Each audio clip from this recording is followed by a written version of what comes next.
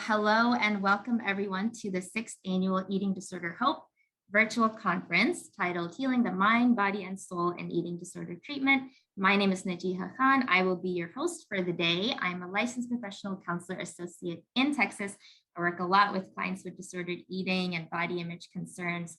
I feel very passionate about the intersection of mind, body, spirit, soul, heart, and how it comes together in healing. Truly is such a multidimensional process. So this conference really resonates with me, as I'm sure it does for a lot of you. And so very thankful for our speakers for the day who will be addressing these components. I'll just give you all a really brief overview, and then I'll hand it over to Dr. Wendy Oliver-Pyatt, who's our first speaker. So Dr. Wendy Oliver-Pyatt will present on the perfect storm intersection of pandemic, trauma, eating disorders, and the mental health crisis.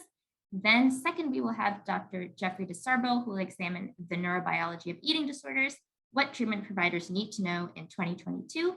And then last but not least, we'll have Dr. Elizabeth Holford, who will discuss spirituality, gratitude, and eating disorders, the intersection of truth and identity. You will be given a 15-minute break in between each session, so y'all feel free to take care of yourselves, go to the bathroom, stretch, get something to eat, and then we'll come back and start the next session. Quick notes about CEs for those of you who would like to have some CE credit. So it'll be 1 per presentation, 3 CEs total. Each individual seeking CEs from the presentation must be personally logged into each presentation for the entirety of the hour. And 1 CEU will be provided for live attendance per person per 1 computer. So if you have 2 or more people per computer, only 1 of you will be able to get attendance for that. For attending via phone call, you must enter the audio PIN to receive credit. 1 CE credit hour will be available through the NBCC for everyone qualified. And it's easiest to just stay logged in for all the presentations. But of course, if you need to log off, you can always log back in. So after this conference is over, you will be sent a presentation survey. Please complete and submit that. And then your CE certificate will be emailed to you within 2 weeks of the conference. And now, without further ado, I will introduce Dr. Wendy Oliver-Pyatt. Dr. Wendy Oliver-Pyatt is board certified by the American Board of Psychiatry and Neurology in adult and addiction psychiatry. With more than 25 years of clinical experience, she has developed 5 separate treatment programs, most recently Galen Hope and Within Health, all grounded on a strong biopsychosocial foundation and incorporating intensive psychotherapy with behavioral foundations and high medical standards. Wendy has developed a unique treatment approach that delves into the underlying issues, which often tie back to various forms of trauma that place a person at risk for mental health conditions and eating disorders and lead to healing, health, and inner peace. Wendy received her specialty training at New York University Bellevue Hospital in New York City. She's also held faculty positions at New York University, Albert Einstein School of Medicine, and University of Nevada School of Medicine. Wendy's board certified by the American Board of Psychiatry and Neurology and both adult and addiction psychiatry. She's the author of 2 books, most recently Questions and Answers on Binge Eating Disorder, a Guide for Clinicians. And she's a fellow of the Academy for Eating Disorders and the International Association of Eating Disorder Professionals. She has received senatorial recognition for her commitment to the mental health treatment community. Welcome, Wendy. Thank you. So nice to have you hosting our conference today. And thank you to Edie Hope and Jacqueline for the opportunity to do this presentation. I am very excited to be here. This talk is called The Perfect Storm, the intersection of the pandemic, trauma, eating disorders, and the mental health crisis. Some of the things that we're going to be doing in the presentation are we're going to have a little time at the very end. So I want to get people thinking about this, to think a little bit about kind of how has the pandemic affected you, and then maybe a word of wisdom to share. So we're going to do that toward the end of the talk. So just to give some people some opportunity to think a little bit about that. And it would be really interesting and meaningful to have a little dialogue about that for the people who are willing to share on that. And then at the break, I will also, if there's no technical issues, we're hoping that we'll be able to play a little chant that I really, really love, that I personally found chanting, I guess you could say, during the pandemic. And we had some small groups through that time, and we would listen to some chants together. So I wanted to give the opportunity for people to hear the chant. It's just a really nice way to give your brain a break. I'm not a good person to meditate because my poor little brain can't stop, but the chanting really was something that helped me a lot during the pandemic. So you'll be able to hear that at the end of the talk, that chant. And if you want information on that chant, just let us know. And it ties into the concept of removing all obstacles. This talk I will share, this is a little bit of an area, I guess you could say, sensitivity, because one of the things that I became very interested in over the years is intergenerational trauma, doing the work with eating disorders, and it ties into my own personal experience of being the child of a Holocaust survivor. And this is now the third time I've shared about that publicly. And I really felt like during the pandemic, there was some things about intergenerational trauma that were surfacing and led to the ways that the pandemic was affecting people. And so we're going to talk about epigenetics today. It's an area of great interest of mine. And I think it ties into a lot of the experiences that we do have as clinicians working with individuals with eating disorders. And I'm hoping that I'm able to advance the slides. Okay, there we go. My arrow button didn't work, and I was like, oh, Lord, let's not have technical problems today. So this is basically just an overview of what we're going to talk about. We'll talk about social media and the pandemic. We are going to talk about adverse childhood experiences and vulnerability to the pandemic, which ties into trauma and the eating disorder connection. And then we're going to get into talking a little bit about transgenerational trauma and epigenetics. And then we'll have it won't be a breakout group for this because we won't have enough time, but we'll have that opportunity, as I mentioned, to have people talk a little bit about how the pandemic impacted, and then some wisdoms to share. And then upon close, we'll play the lovely chant for you. I put together this slide and call it the perfect storm. I feel like that's kind of what happened to us during the pandemic. It was like the perfect storm. So many variables all happening, converging at the same time. And those would be the pandemic itself, which basically like just shut people down from their normal routines, their social connections, their attachments, oftentimes their sense of purpose, their routine. So the pandemic itself, we were isolated from one another. I remember when my daughter was affected by COVID, and I was also affected, and my other son was affected, and we all basically went into the bedrooms, and I was so afraid. This was before there was really any treatment. And my biggest fear was ending up in the hospital and not having visitors. Like when I heard about that happening, like people ending up alone in the hospital, I was terrified. So we were really all isolated. I remember my daughter said, because she also couldn't smell and taste. So she said, I can't touch anybody. I can't smell anything. I can't taste anything. So she felt, and I can't really see anybody, so that all of our senses were, all of her sensations and all the things that were pleasurable and things that was just like all shut off from her. So the pandemic, of course, interacts with the social media. So here we were all in the pandemic. What were kids doing? They were on social media, could be some good and bad with that, but a lot of it in social media then ties back to the other part, which is diet culture. So diet culture is really rampantly available. There's that constant influx of diet culture and the pressure to pursue a body size and shape that denies your biological realities.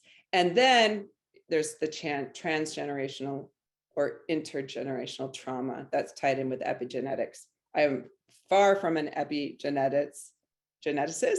I do have an undergraduate degree in biology.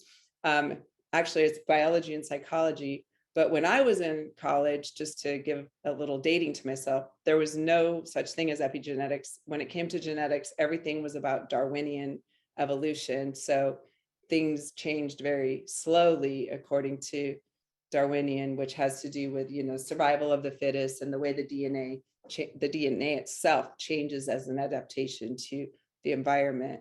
And that's a very slow change. Well, epigenetics is like a real way that the manifestation of the DNA is different based on exposures to things. We'll talk about it more, but it's a fast forward type thing. So when I was in college, there was no such thing as epigenetics. When my daughter was in 9th grade, she was taking a biology class and she brought home this book and she was trying to understand it. And so I read it I read about epigenetics for the first time.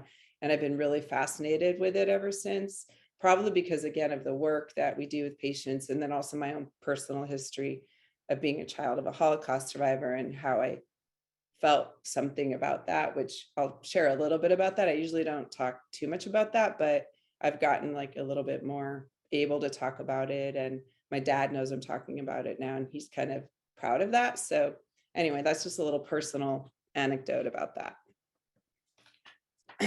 So, this really kind of sums it up about just the way that the mental health and the pandemic have interconnected. So pre-pandemic, it was only 1 out of 10 people that are reporting symptoms of anxiety and depression, and these are adults.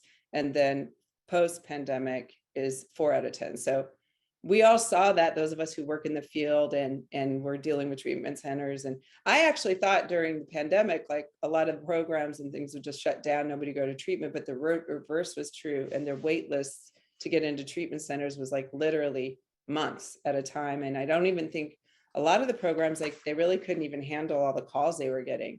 And this slide, I kind of says a lot, look at that. It's just very straightforward reality right there. And then in addition to that, these are some of the other negative effects. There was a report of, 12% increase in alcohol consumption use, which makes a lot of sense. You're just home all day. You can order alcohol to be delivered on, Uber Eats, and there you go. You don't even have to go anywhere. 32% difficulty eating. We certainly saw that in the eating disorder space. 36% of the people had more difficulty sleeping. And then the worsening of other chronic conditions, maybe diabetes or asthma and other heart disease. So just a devastating effect of the pandemic on all of these variables.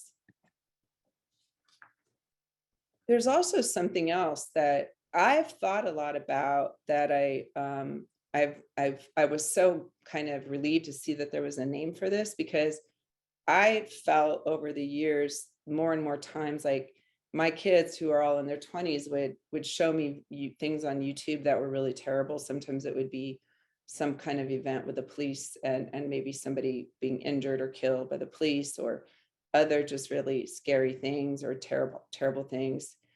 I mean, certainly, I think that what happened with George Floyd, I was for sure traumatized. I think we all were. And I know my kids personally were very affected. My kids are mixed race also. Well, my girls are, and my boys are African. So just that in and of itself, just even the presence of that video was like so disturbing. And those and other videos that are very disturbing are present and are really just available, 24/7. Anytime you want to get bad news, it's right there for you.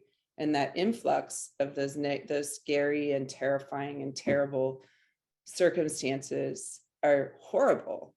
And so I've always felt that there needs to be some way that we teach people more about viewing these kinds of things. So viewing police killings, as well as viewing distressing news directed members of one's own, especially if they're directed towards one's own racial or ethnic group, or those who shared the same immigration status of the person being affected, are related to poor mental health outcomes, which sort of doesn't surprise me at all.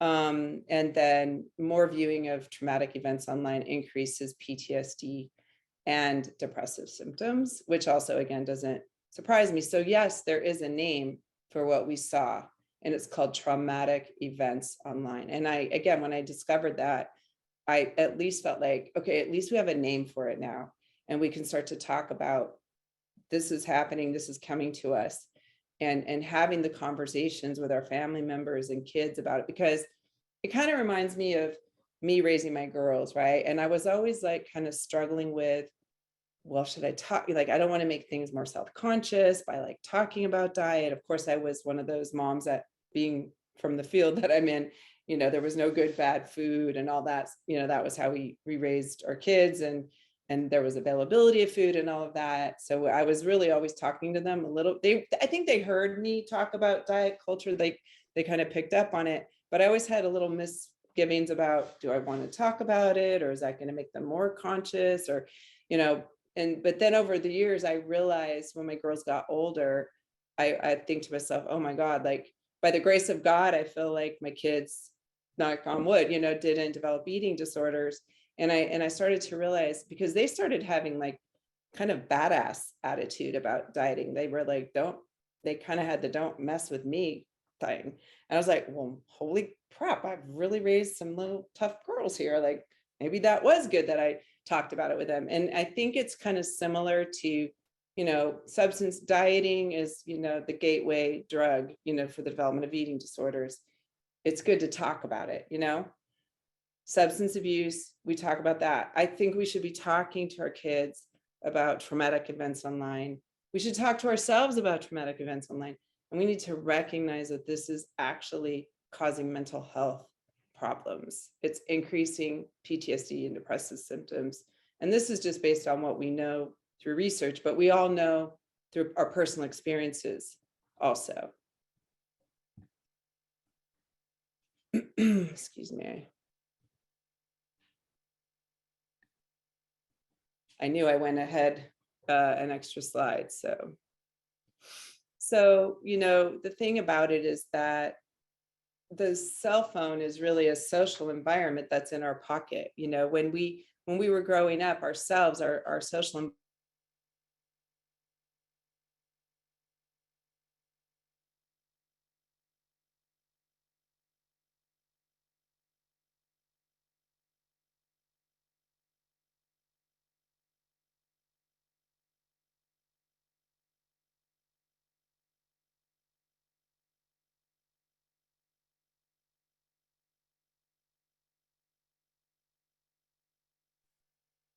Doctor, I think your screen froze.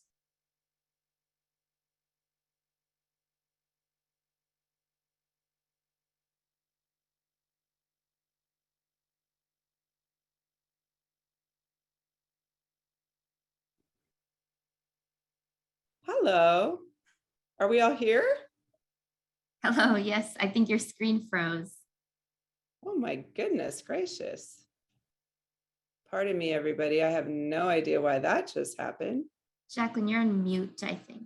Oh, she disappeared. So Wendy, you're back and you can continue. Is my screen showing though? Yes, you are showing, not your screen. So yeah. That's very strange. Stand by.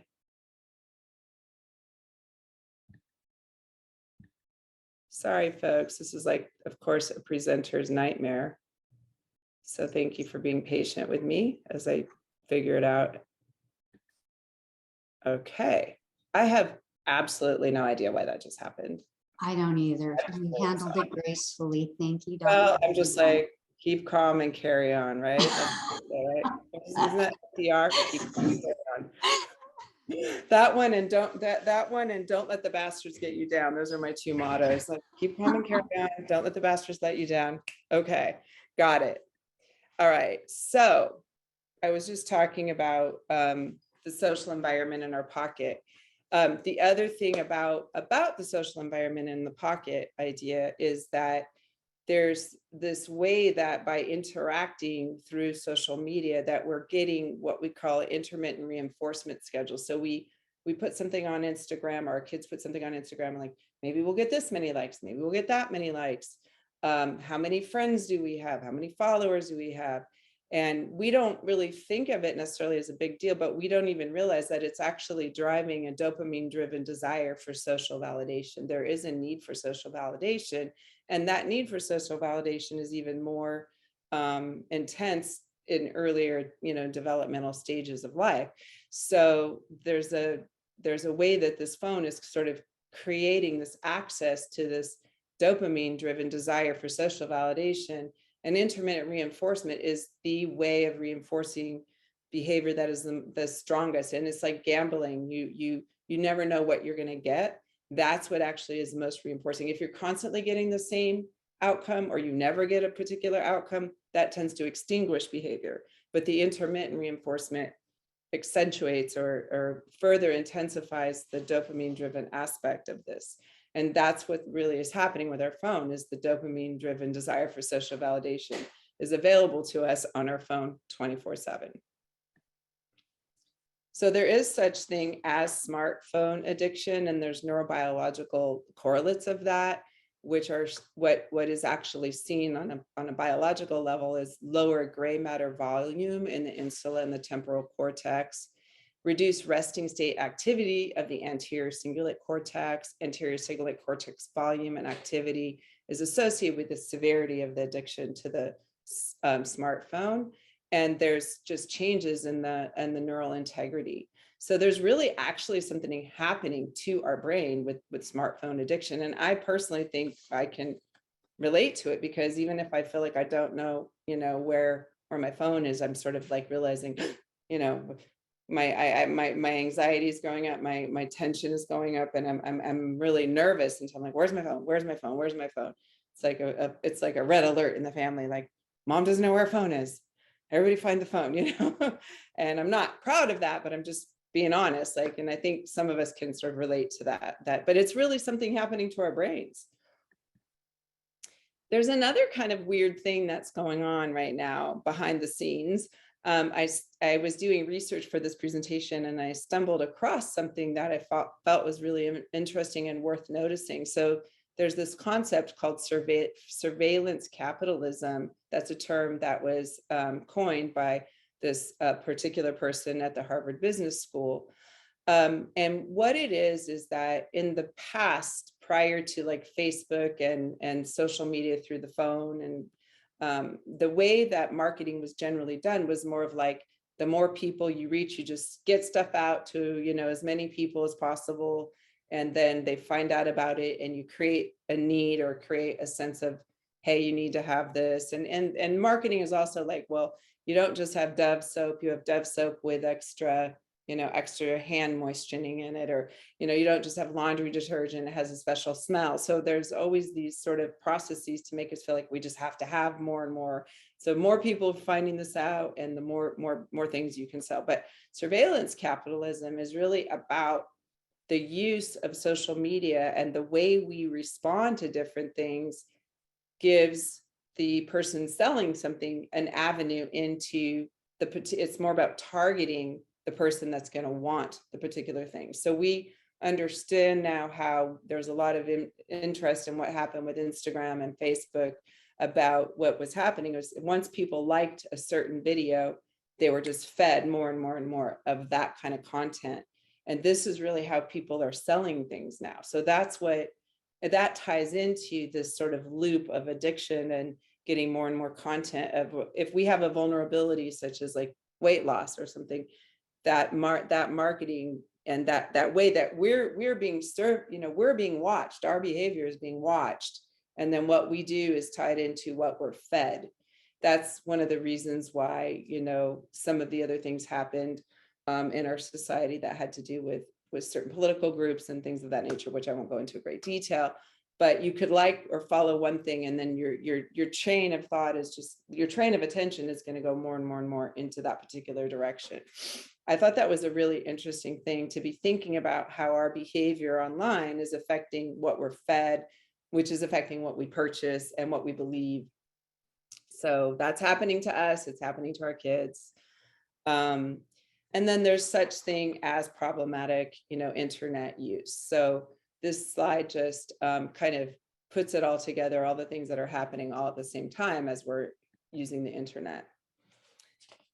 So there's the social media part of it, right? That's when you think of biopsychosocial, right? So we talked a little bit about the social in the biopsychosocial. Now we're going to talk a little bit about kind of the biopsychosocial part of it. So more focusing on the biological and how that ties into the psychological.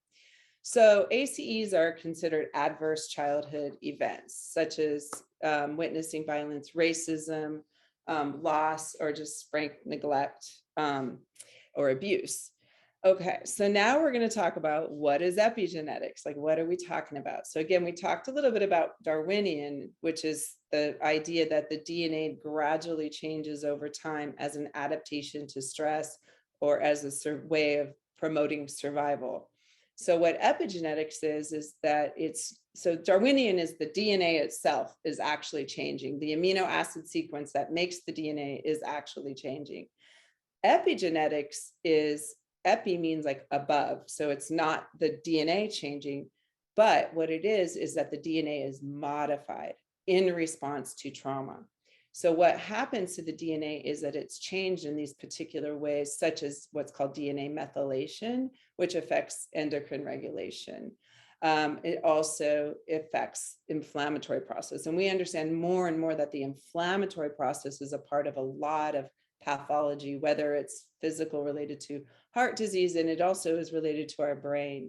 And so, and changes in methylation also affect the serotonergic genes, which I think most of us who work in mental health know that serotonin is related to mood and impulsivity and affective regulation. So again, it's not the DNA changing, but it's changes in the way the DNA functions. And these changes in the way DNA functions are actually passed on from one generation to another, like right away. So it's not that long haul of Darwinian evolution. It's changes in the DNA that's right now, here and now. For example, they've done a look at the cortisol levels of people who were in utero during 9/11. The moms themselves were exposed to trauma. Those kids, those babies that were in utero had higher resting cortisol levels. So there was a way that, again, you're talking about endocrine regulation here. So there's a way that the mother's own stress of the trauma of 9/11 affected her offspring. So it's an immediate change. So there are health disparities that are tied into these epigenetic ways of reacting to trauma, including increased rates of cardiovascular disease, diabetes, changes of life expectancy, and then rates of psychiatric disorders, including PTSD, depression, anxiety, drug and alcohol dependence. So I hope that that explains a little bit about epigenetics, which again, that ties into to intergenerational trauma. And this is just a little further kind of discussion about epigenetics. So understanding, and I think we all understand that there's a connection between what happens to our brain and what we're exposed to, and then what happens, within our body. So the biological systems of the body, they interact with each other. And then these adverse changes in early life can actually overload the biological system and lead to these consequences. And the brain circuits are sensitive to this disruption caused by the elevated stress. And the activation of the immune system also can be like a double hit. There's the stress itself, right? And then there's the immune system response. So that's sort of like what we call like a double hit. So the combination of stress and inflammation is especially threatening to health and well-being.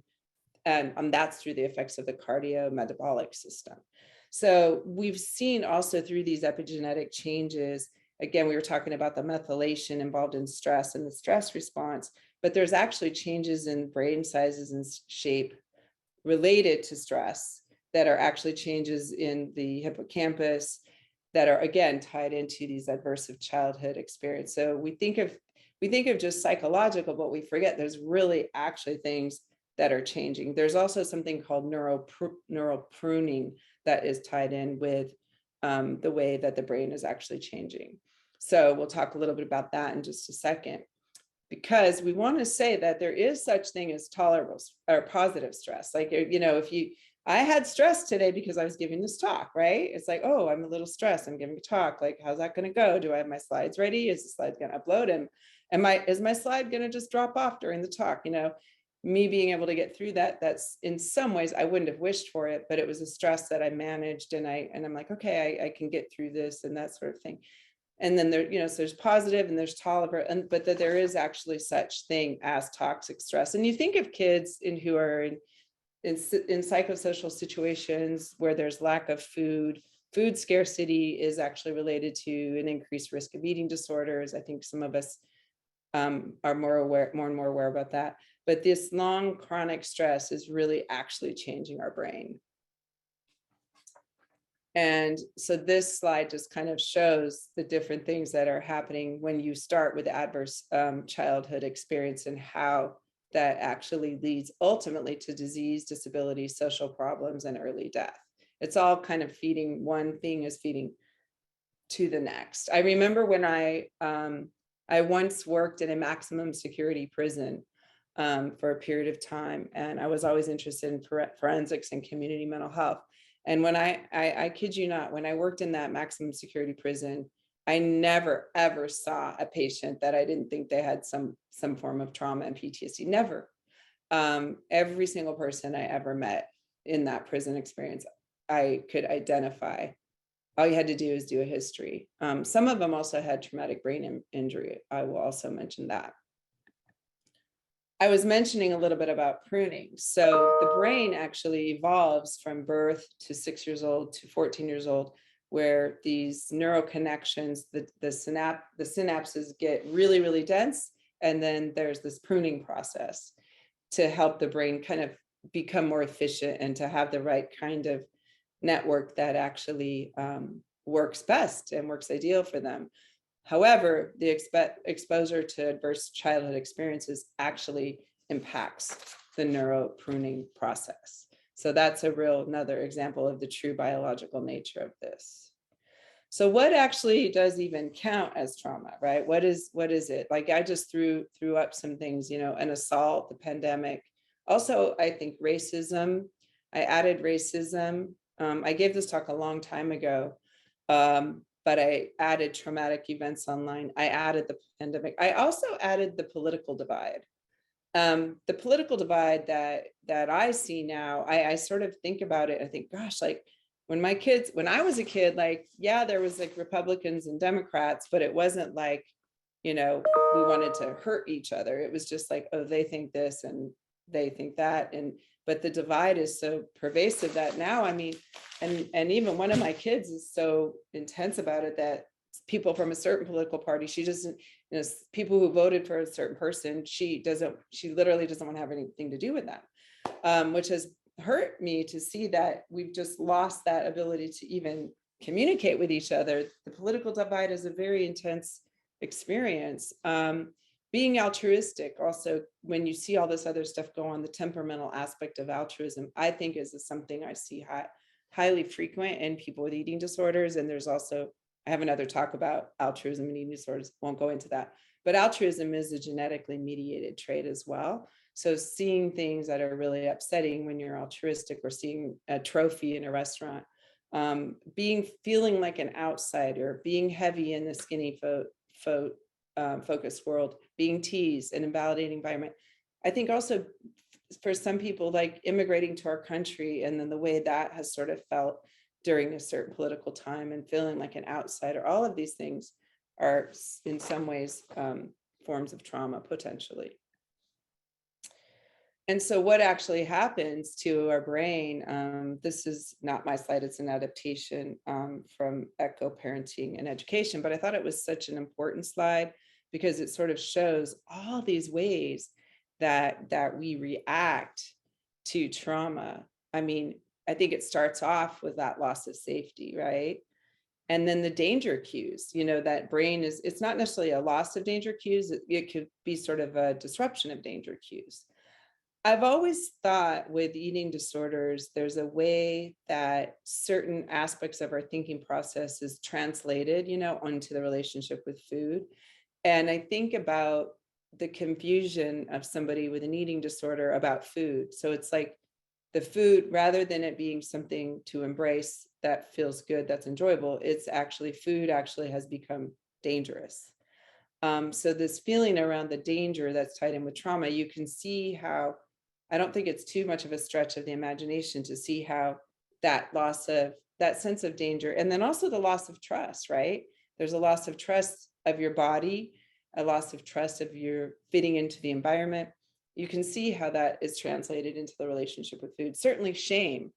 I think with eating disorders, a lot of times when you really talk with somebody about like, well, why are you like, why, you know, try to figure out, well, why are you restricting? Like, we know it's not because they just, you know, are some vain person that wants to, you know, one up another person, but it really is, there's a core sense of shame that anybody with an eating disorder is struggling with when you really get down to it. And so trauma also can be, of course, tied with shame, people taking the responsibility themselves for what is the act of another person, especially when there's some kind of sexual trauma, because our, you know, other kinds of trauma, like if we had a fender bender or something, you know, what would I do? I call my friend, oh my gosh, like the car, you know, hit me or something, you know, and I talk about it. And but if it's sexual trauma, or, you know, somebody gets an STD or something like that, you know, there's this shame around it. And so you start to say, well, every one of us is the product of somebody having sex, you know, but that shame that's associated with sexual trauma, I feel like we can see the way that shame is so activated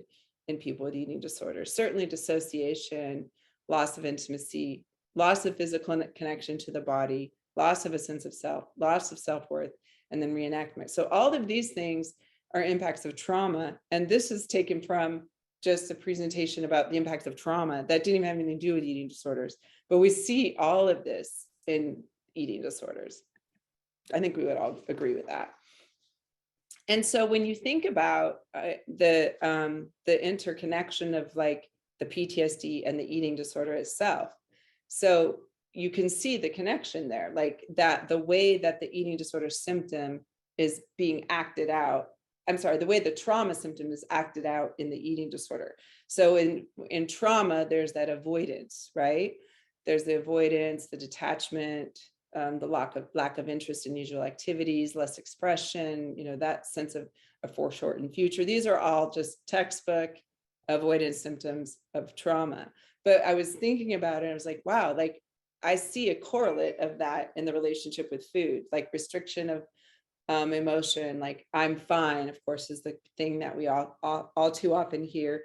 The dissociation or the disconnection from hunger, the disconnection from appetite. And to me, the disconnection of appetite and then the disconnection of hunger is disconnection from the source of life. It's sort of after a trauma, there's a sort of disconnection from life. And food really embodies being alive.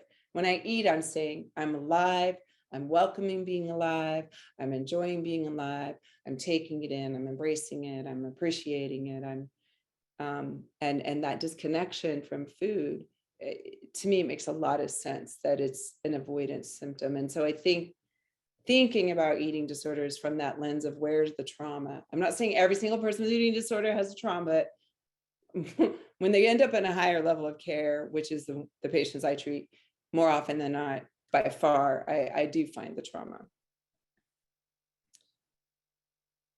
So then the arousal piece, right, where there's the avoidance, and then the next part of trauma is the arousal. So the hypervigilance, the outburst, the poor concentration, and the exaggerated response to things, you know, exaggerated startle. So whenever you're talking with a person that is struggling with like actually eating, a lot of times when you dig into it and you're kind of trying to get aligned with like, what are they actually feeling? What is their experience? So often it's that sense of reaction to that physical sensation of food in their body. So there seems like there's a hypervigilance around that experience of eating and the food in the body. So I could just sort of feel full and I'm like, oh, I'm full, like, wow, I'm really full, you know.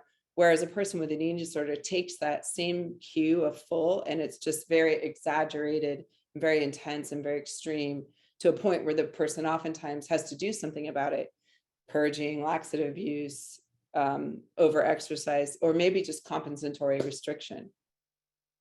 May I also add too that this is not just seen in anorexia and bulimia. People with binge eating disorder are also equally unable sometimes to eat sufficiently because of their own arousal and shame. So binge eating disorder is a condition that very often the origin of it, what you see when you really dig into it, it's also a restricting eating disorder. That's just an aside. And then the reliving of it. So the way the eating disorder version is sort of thinking about food all the time, and then the physical reactions to food kind of covers up any physical reactions to anything else. I've worked with patients with eating disorders like that. Once we start working on the food, right, and we're getting that kind of more under, managed a more managed state, that's when the trauma symptoms, sometimes even the memories actually begin to emerge once the food behavior is more managed. So we can see how the eating disorder symptoms and the way it overtakes the mind and is so intrusive in the mind that it can sort of bury other things.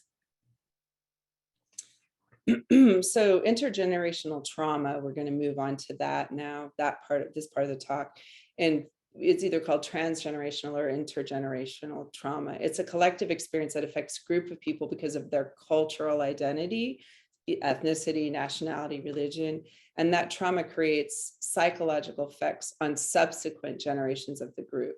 And the mechanism of the trauma, it could be socially transmitted through just behaviors that are learned and through the effects of stress before birth, and then again through the stress-induced epigenetic modifications that we talked a little bit about. And one can't really talk about intergenerational trauma unless we talk about systemic racism and racism in our society. And constant coping with systemic racism and everyday discrimination is an activator of the stress response. So people of color have less access in general to higher quality education, healthcare, economic opportunities, and pathway to wealth accumulation. And Black, Indigenous, and other people of color in the US have, on average, more chronic health problems and shorter lifespans than white at all income levels. And then, of course, with children of the Holocaust, really, there was also that sense of what's really going on here as far as what the effect is of that extreme stress. And there's been over 400 papers published. So they termed the phrase intergenerational trauma. So that's really, something that really got my interest learning about this and learning about epigenetics on the more personal note. And the modes of trauma transmission are psychodynamic, social, cultural, family system, and biological. So as we were talking about, again, the biopsychosocial aspect of that. Certainly the psychodynamic, when you're talking about the Holocaust, the child insufficiently absorbs the Holocaust experience and the survival of their parents. I actually did a very interesting kind of survey, probably in like 2012, I think it was. And I just reached out to people in the field and asked about, was there anybody in the field that was a child or grandchild of a Holocaust survivor? And I got a whole bunch of responses. And I had a whole bunch of questions to ask everybody about their experience. And then we all met in New York City. There was I think it was like, I forget what conference it was, but there was a whole bunch of us that had gone to a conference, and we just basically had this gathering. And there was so many things that were kind of shared. They looked a little different, but they were shared. And one of the things that really blew my mind, that was something I experienced, and then other people told me they experienced. And the thing I experienced was that I don't ever remember not knowing about the Holocaust. And I don't ever remember not knowing that my dad was a Holocaust survivor. But I also don't think I really and truly don't ever remember anybody ever even telling me about the Holocaust. I know that sounds a little weird and like, what the hell is she talking about? But I just always knew about the Holocaust, and I don't know why. I mean, and it was something that I sort of picked up from my dad, I guess. But again, I remember, and I have another talk about this, where there was always like that sense of impending doom in our family. There was something bad that could happen. This was during the 80s, when there was sort of the Cold War, and there was worry about nuclear war and things like that. And I lived in Nevada, and my dad had found a cave out in Battle Mountain, Nevada, that we were going to go to in the event of a nuclear war. And we had dehydrated food in the garage. And I was like this kid in Carson City, Nevada. And, I was the only one that was that ethnic group. And like my friends were like Julie Ann, Mary Ann, Shirley Ann. And then I was Wendy Frida. And it was like, what's going on here? But But anyway, just the way that my dad was always afraid of something terrible happening, he still is afraid of something terrible happening. So of course the news right now is not a good thing. Again, we're talking about traumatic events online. Him seeing those tanks go into Ukraine right now, just seeing those tanks and seeing people not able to get out and seeing people hiding out in the subway, like his trauma is out the roof. Like I'll be going next door right after this to help with that. But anyway, there was a way that I felt like I absorbed that. That's all I can sort of say. And then I think about racism and other people affected by intergenerational trauma and our patients and things that they go through. When I was making an intake assessment one time, one of my programs, I added one of the questions was, have you ever moved? Because I used to get like, it isn't a typical question, but I found a lot of our patients that had moved and had like traumatic experiences just moving. So then there's the social learning theory, right? So that there's psychodynamic, and then the social learning, like sort of, that was a little bit what I got to, like, be careful, you know, watch out, something bad's about to happen. And so it's not just what they did, but also the way that a parent who's been traumatized themselves actually creates that learning for a child. And then, of course, the family systems.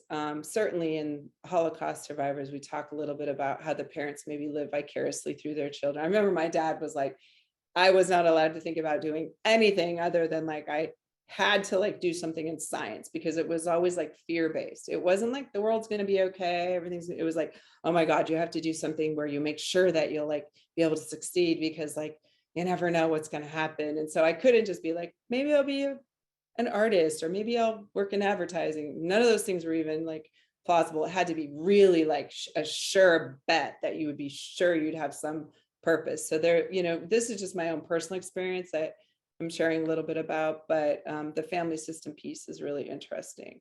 And then the biological that we've been talking about, that is so incredibly fascinating to me, with the epigenetic changes, and thinking again about how the pandemic was a form of trauma, and those people who had the vulnerability due to intergenerational trauma and epigenetic changes, that they had that vulnerability, and then the just incredible rise in how things play out for this person. So again, the epigenetics is a study of how your behaviors environment can cause changes that affect the way your genes work.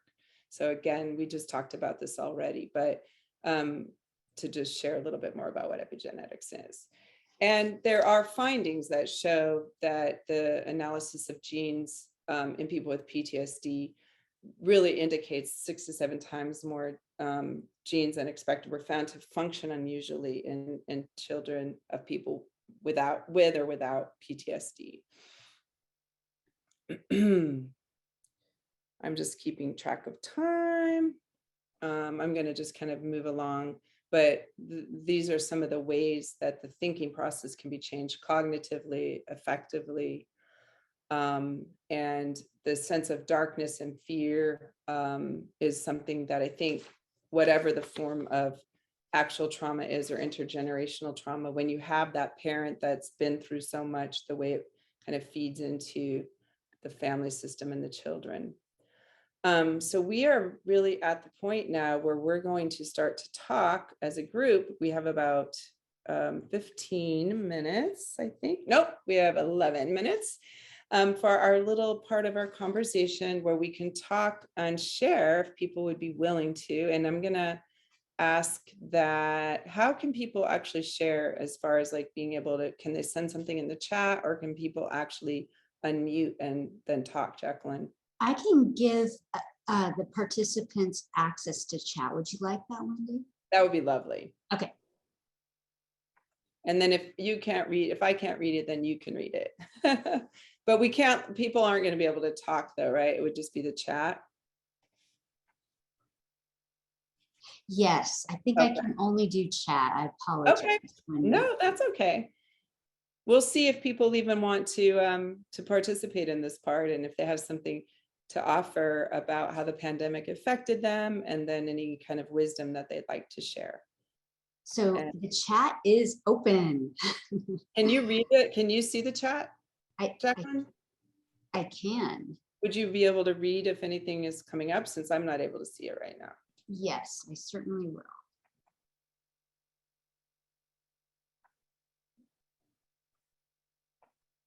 Okay.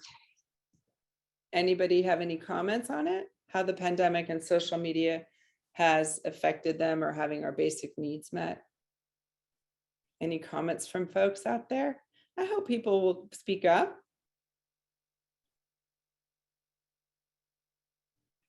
Wendy, I have a quick comment. It's made it very difficult. I'm getting some chats now. Okay. Okay. I'm We'll sorry, just, go ahead. I we'll see it switch now. to those. Yeah. What were you going to say, Jacqueline? I was just going to say it's made it a little more awkward now to be re-engaging socially after all the isolation. But I'd like to move on to our chat. So Yeah, no, I know what you mean though. I actually had a meeting with my co-founder Abi yesterday, and it was like, oh wow, a person, like wow. It's not just somebody, it's like a three-dimensional thing, right? So so anyway, here's some comments from Kate Scafati. For our family, it's been difficult being across the country from extended family. Yes, that's a big one, a big one. Kate, if you have any wisdom to share related to that, we would be love to have you set that in the chat. And then Carol Corbett says, basic needs, literally where I live, the grocery store shelves have been scarce with items that had always been available. Remember the toilet paper thing during the pandemic? It was like, toilet paper, yay. Okay, for Elise, the pandemic has met my needs for more quiet time at home. As Jacqueline knows, I got a cat during the pandemic, and that cat is now super attached to me because the cat was never without me because I was home all the time and I had that quiet time that was just always there for me. Does anybody have any other wisdoms that they can share from the pandemic? So Catherine says, I hope it's okay that I'm saying the names. Catherine says, I was home alone with COVID and was Skyping with my sisters. When asked how I was, I said, I think I'm okay. They were worried about my coughing and texted my daughter, who sent her ER physician husband to my home to check on me. So everybody came, it was scary, but everybody came together for you, which doesn't like solve it, but I think we did come together. My kids came home from college and there was a sort of greater intimacy and connection there. You know, it was like, wow, my kids aren't away at college, they're at home at college. And that was kind of a weird thing to me.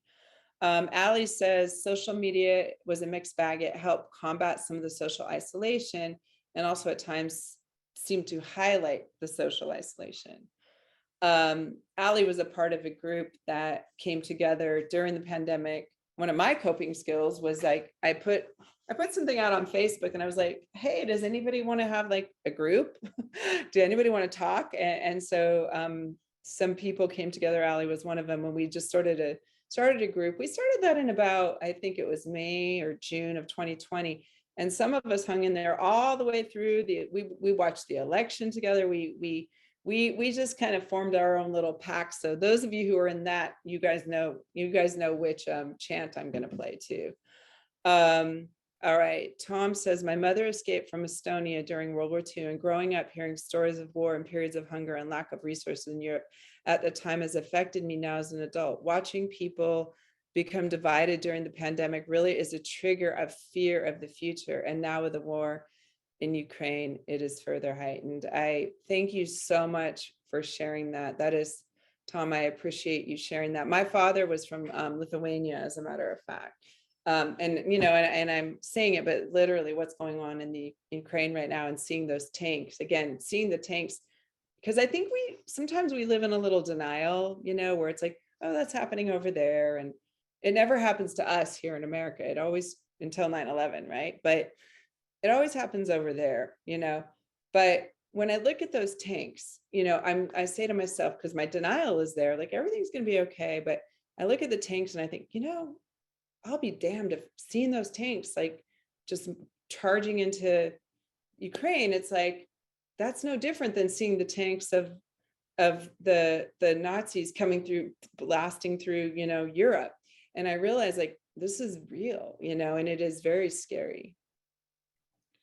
Alyssa says, I think in a time when the need for connection has increased and the ability to have in-person connection decreased, social media was a way for me to connect with folks who were advocates in areas I didn't even know existed. So there is a positive, and that's a beautiful thing. And that's something that I found, like some of the people that we kind of ended up doing that group with, it was like, oh my gosh, I would have never formed these connections were it not for that.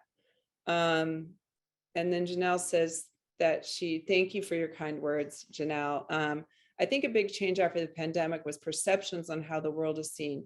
Places before that were safe were now places that may increase chances of getting sick, such as social gathering. Not having that safe place was challenging for many. I know, like, it was like, oh, we want to have Thanksgiving, but it's like, should we have Thanksgiving? And then like, even this year when we had a Thanksgiving gathering, and I think the Delta was going on, and I was like kind of feeling guilty, like, you're just one of those people that's like doing the stuff that's prolonging.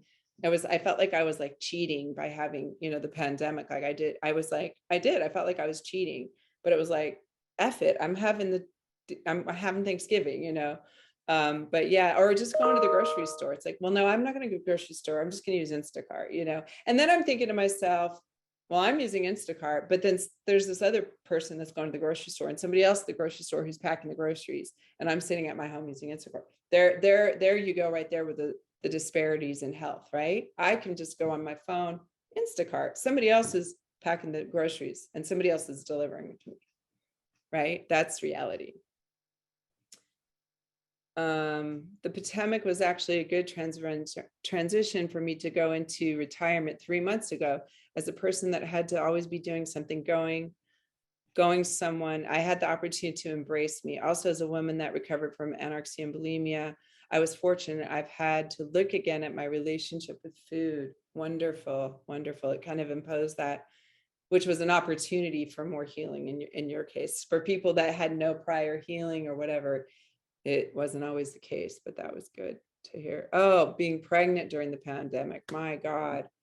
I could not believe some of the people went through during pregnant, her partner, Angela says her partner could only go to some appointments, and navigating those appointments alone was difficult. On the other hand, social media helped me feel a bit more confident following people who were sharing empowering stories. That's really cool. I have a funny slide to show you, which shows a positive side of the pandemic, of social media, before we stop. A silver lining to the pandemic. By the way, thank you so much for the comments, you guys. I love comments. A silver lining to the pandemic may have been more access to services, even doctors' offices virtually. Within health, not having to take time off work and drive somewhere made some care more accessible. Some people also seem to have offered more support and guidance through social media. Yeah, that's what we were trying to do in our groups. We gave each other support. Because of that, I met a woman in Wisconsin who was an ER doctor, because I just put it out that I would meet with, like, we would have this group with anybody who was a caretaker. And it was really interesting because most of my friends online and stuff are social workers, therapists, psychologists, psychiatrists. And this woman was an ER doctor. And it was kind of nice to have another person. And just, that was a relationship that would have never, ever happened. Oh, 12-step meetings became available anytime, anywhere. That's awesome. That's very good. So Amanda says, I do have to say, as someone who's recovered from an eating disorder, the grocery store lines were even worse for the food anxieties. It was already scary to go grocery shopping, but then to have to wait in line to enter the store was miserable. I'm grateful for the food deliveries, but that can be tricky too. Absolutely. Absolutely. Thank you guys all so much for your feedback and your comments. I really appreciate it.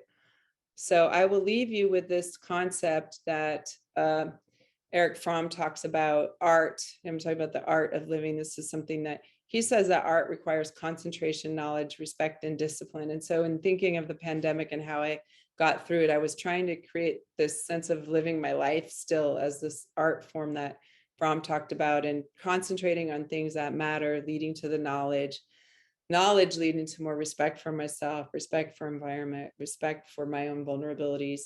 The discipline is really more about the discipline of self-care, not the shame-based discipline, but the Eastern definition, which is like doing things that mean a lot to me that I feel good, that I miss without. And then that leads back to more concentration and mindfulness. So this is just one of the ways that I like to sort of leave the group with like an idea of something kind of positive, and this cycle, and thinking about life as an art form, and getting through the pandemic and dealing with social media and traumatic events online, is thinking about your life as this art form. And again, art requires these things: concentration, knowledge, respect, and discipline. And how can we infuse this into our life to combat the stress, to combat what's happening right now, to combat the pandemic? I will also say that I think, by the grace of God, the epigenetic changes for some of us also can lead to resiliency variables. And I think I probably got some of my dad's resiliency as well.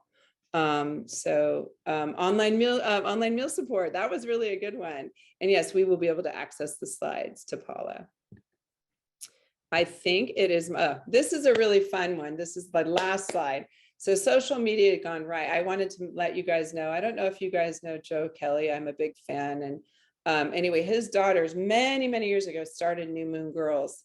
And it's this very pro girl, strong girl kind of thing. And now they have an Instagram. So I was like making a plug for New Moon Girls. I used to order it for my kids many, many years when they were only like 10 years old, and it's still around. So just as this is like social media done right.